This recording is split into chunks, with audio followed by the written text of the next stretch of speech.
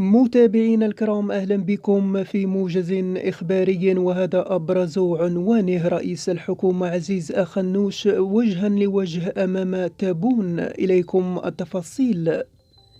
من المنتظر أن يجد رئيس الحكومة المغربية عزيز أخنوش نفسه وجها لوجه أمام رئيس الجمهورية الجزائرية عبد المجيد تابون، وذلك في مقر منظمة الأمم المتحدة بمناسبة انعقاد الجمعية العامة 78.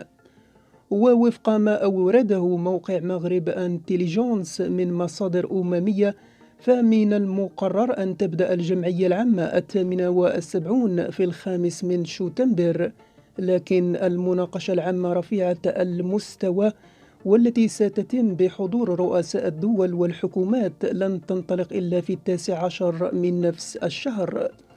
وبحسب البرمجة سيتحدث عزيز أخنوش مباشرة بعد عبد المجيد تابون، وقبل رئيس الموزمبيق فيليب نيوسي والرئيس السينيغالي ماكي سال.